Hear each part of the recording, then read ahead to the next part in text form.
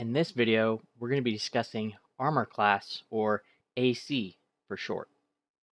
We'll cover what your armor class is, when it's used, and how we calculate it. So if you look at your character sheet, specifically at this top center box right here, you'll see that in the top left corner of it is a little shield that says armor class. This is where we're going to put the armor class number. Your armor class, or AC, represents how well your character can take a hit or avoid being wounded in battle. It includes the armor you're wearing, as well as your ability to physically dodge or avoid attacks. Most attacks in the game are going to be against your armor class. This includes most melee attacks, like with a sword or an axe, and most range attacks, like with a bow.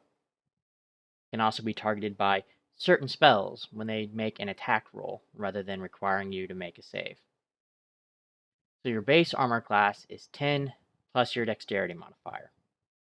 A character with a 14 dexterity has a dexterity modifier of +2 and an armor class of 12.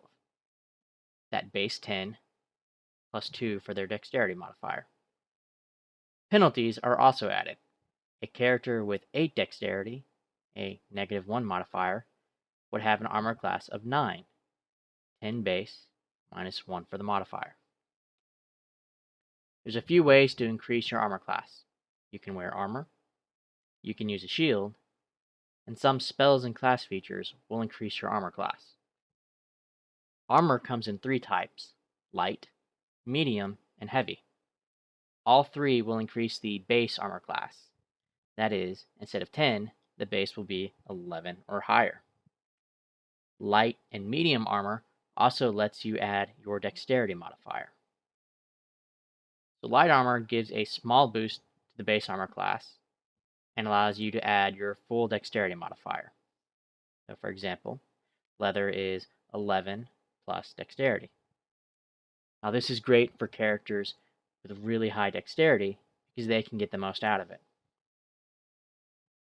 Medium armor has a higher base armor class than light armor, but it puts a limit on how much of your dexterity modifier you can add. You can only add up to a maximum of +2 from your dexterity modifier. If your modifier is +2 or lower, you add normally. If it's +3 or higher, you just add +2. So for example, a chain shirt is an armor class of 13 plus your dexterity modifier, max +2. So the max you'll ever get out of that is a 15 armor class. Heavy armor uses the highest base armor class, and you do not add your dexterity modifier at all. It's great for characters with no dexterity modifier or with a negative dexterity modifier. So for example, chainmail gives you a straight armor class of 16.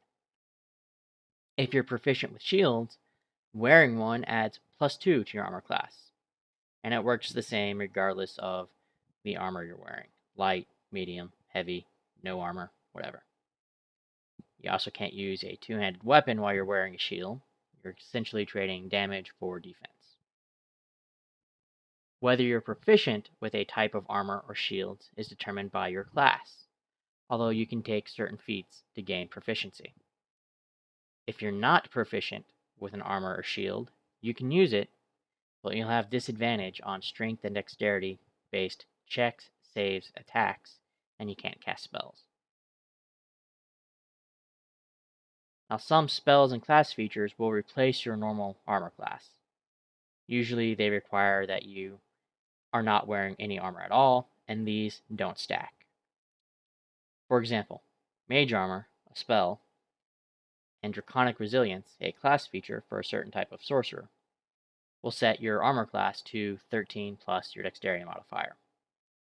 Unarmored Defense for the Barbarians say that you have an armor class of 10 plus your dexterity modifier plus your constitution modifier. So we've covered what armor class is and what it's represented, when it's used, how it's calculated, and the different types of armor, as well as spells, shields, and class features.